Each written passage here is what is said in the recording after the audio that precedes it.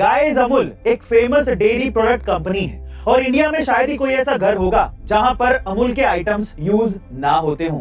लेकिन क्या आपने कभी ये सोचा है कि इतनी बड़ी कंपनी होने के बावजूद भी अमूल स्टॉक मार्केट में लिस्टेड नहीं है? ऐसा क्यों?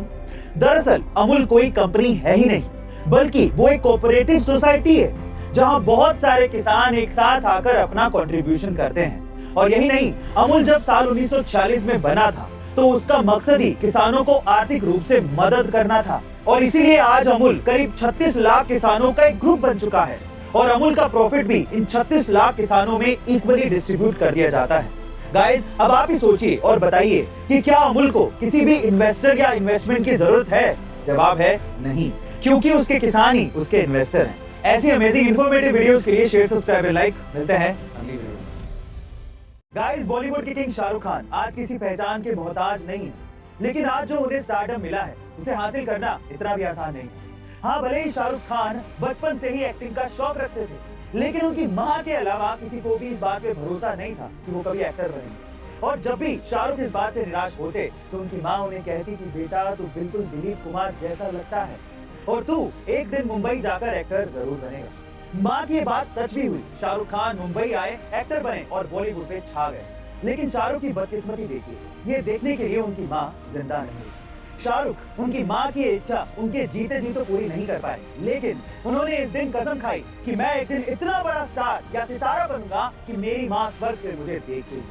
गाइस, हर माँ ये चाहती है कि उसका बेटा कामयाब हो, पर क्या हर बेटा शाहरुख खान की तरह सोचता है? कमेंट सेक्शन में जरूर लिखिएगा और ऐसे अमेजिंग वीडियोस के लिए शेयर, सब्सक्राइब, लाइक। मिलते हैं अगली वीडियो में। अक्सर हम सभी ऑफिस वर्क के लिए जीमेल का इस्तेमाल जरूर करते हैं, जो कि गूगल का एक पार्ट है। लेकिन क्या आप ये जानते हैं कि जीमेल गूगल का मेन प्रोजेक्ट कभी था ही नहीं, क्योंकि जीमेल को बनाया ही नहीं गया। ये तो गूगल के एक एम्प्लॉई से गलती से बन गया था। ठीक सुन रहे हैं। दरअसल गूगल अपने हर एक एम्प्लॉई को मोटिवेट करने के लिए साइड प्रोजेक्ट पर काम करने का मौका देता था और इसी साइड प्रोजेक्ट के जरिए पॉल नाम के एम्प्लॉई ने जीमेल बना दिया था। लेकिन सुंदर पिचई को ये आइडिया ज्यादा पसंद नहीं आया था, क्योंकि उन्हें लगता था कि ये फेल हो जाएगा। और हुआ भी यही। जीमेल को 2012 तक कोई भी नहीं जानता था, क्योंकि लोग ज्यादातर माइक्रोसॉफ्ट के हॉटमेल को यूज करते थे। लेकिन जीमेल अपने इजी टू यूज और एडवांस फीचर्स की वजह से लोगों के बीच में पॉपुलर हो गया और गलती से बना ये जीमेल आज का रेवोल्यूशन बन गया। गाइस, इसीलिए तो कहते हैं कि काम में गलती करने से कभी भी डरना नहीं, क्योंकि क्या पता कब रेवोल्यूशन बन जाए। ऐसे अमेजिंग वीडियोस के लिए शेयर, सब्सक्राइब एंड लाइक। मिलते हैं अगली वीडियो में। एक इंसान कितने घंटे तक सो सकता है? 6 घंटे, 10 घंटे या फिर अनहेल्दी केस में 1 दिन। लेकिन इंग्लैंड में एक लड़की ऐसी है जो कि घंटों नहीं बल्कि सालों तक सोती रही। जी हाँ गाइस, ठीक सुन रहे हैं। एलन सैडलर नाम की इस लड़की का जन्म 1859 में हुआ था और जब वो 12 साल की थी तब वो एक रात सोने गई तो अगली सुबह वो उठी ही नहीं। घर वालों ने जब उसे जगाया तब वो जगी ही नहीं, तो उन्हें लगा कि वो मर गई, लेकिन उसकी धड़कन चल रही थी और इसीलिए उसे डॉक्टर्स के पास ले जाया गया। पर डॉक्टरों को भी समझ नहीं आया कि ये क्या है और ये बात पूरे ब्रिटेन में चर्चा का विषय बन गई। ऐसे ही 9 साल बीत गए और एक दिन जब बच्ची की माँ को हार्ट अटैक आया और उसकी मौत हो गई, तब माँ की मौत के 5 महीने बाद वो बच्ची जागी। बच्ची जब सोई थी तो उसकी उम्र 12 साल की थी और जब जागी तो उसकी उम्र 21 साल हो चुकी थी। बहरहाल ये केस आज भी चर्चा का विषय बना हुआ है। आपका इसके बारे में क्या ख्याल है? कमेंट सेक्शन में जरूर लिखिएगा और ऐसे अमेजिंग वीडियोस के लिए शेयर, सब्सक्राइब, लाइक। मिलते हैं अगली वीडियो में। दोस्तों, 1576 का हल्दी घाटी युद्ध इतिहास का सबसे कठिन युद्ध माना जाता है, लेकिन बहुत कम लोग ही ये जानते हैं कि युद्ध से पहले अकबर ने महाराणा प्रताप को कहा था कि अगर आप हमसे संधि करते हैं तो आधा भारत आपका रहेगा।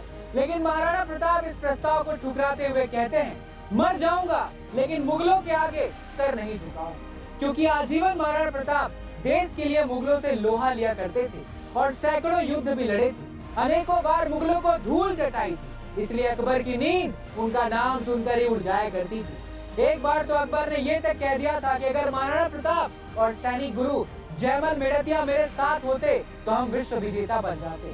दोस्तों, महाराणा प्रताप ने मरते दम तक देश की रक्षा की है। प्रणाम है उनके इस समर्पण को।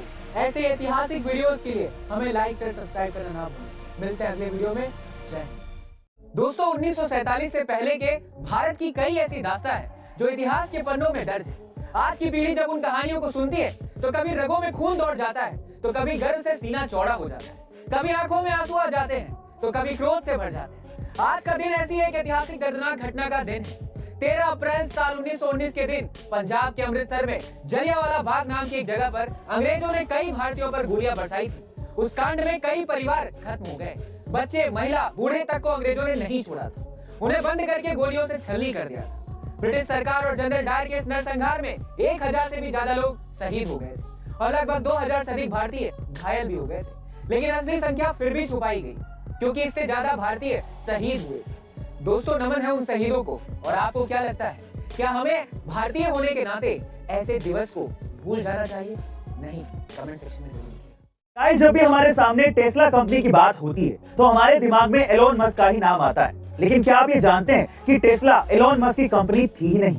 जी हाँ गाइस, आप ठीक सुन रहे हैं। दरअसल साल 2003 में मार्क और मार्टिन नाम के 2 इंजीनियर्स ने टेस्ला को बनाया था। एलोन मस्क को इन दोनों इंजीनियर्स का आइडिया काफी ज्यादा पसंद आया था और इसीलिए एलोन मस्क ने टेस्ला में $6.5 मिलियन इन्वेस्ट करके टेस्ला के बोर्ड ऑफ डायरेक्टर्स में शामिल हो गए थे। यही नहीं, साल 2005 तक एलोन मस्क ने टेस्ला में कुछ भी नहीं किया था। लेकिन साल 2008 में वोटिंग पावर का इस्तेमाल करके उन्होंने इन दोनों इंजीनियर्स को बाहर का रास्ता दिखा दिया था। पहले तो इन इंजीनियर्स को ये बात अच्छी नहीं लगी, लेकिन बाद में एलोन मस्क के फ्यूचर प्लान्स को देखते हुए उन्होंने इसे स्वीकार कर लिया और आज टेस्ला की वैल्यूएशन $1 ट्रिलियन में है। गाइस, इससे ये बात क्लियर हो जाती है कि इससे फर्क नहीं पड़ता कि आपने पहले क्या किया, बल्कि इससे फर्क पड़ता है कि आप अब क्या कर रहे हो और उसका फ्यूचर प्लान क्या है। ऐसे अमेजिंग वीडियोस के लिए शेयर, सब्सक्राइब एंड लाइक। मिलते हैं अगली वीडियो में। गाइस, इंडिया में जो भी बड़े-बड़े फ्रॉड हुए हैं उनमें एक चीज कॉमन थी, वो ये कि ज्यादातर स्कैमर्स फ्रॉड करने के बाद यूके भाग जाते, फिर चाहे वो विजय माल्या हो या फिर नीरव मोदी। लेकिन अब सवाल ये उठता है कि यूके ही क्यों?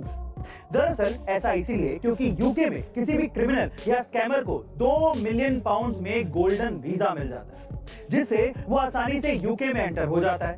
और यही नहीं, यूके गवर्नमेंट भी अपने अनएथिकल टाइप के नियम और कानूनों से इन लोगों की मदद करती है, जिससे वो आसानी से फ्रॉड मनी का यूज करके वहां प्रॉपर्टीज खरीद लेते हैं। सिर्फ यूके ही नहीं, दुनिया में कई ऐसे देश हैं जो इस तरह के स्कैमर्स को मदद करते हैं और इन्हीं स्कैमर्स की वजह से इन देशों की जीडीपी में ग्रोथ होती रहती है। अपने इन अनएथिकल रूल्स एंड रेगुलेशंस को बदलने की कोशिश नहीं कर रहे। लेकिन गाइस, ये किस हद तक जायज है, आप कमेंट सेक्शन में जरूर लिखिएगा और ऐसे अमेजिंग वीडियोस के लिए शेयर, सब्सक्राइब, लाइक। मिलते हैं अगली वीडियो।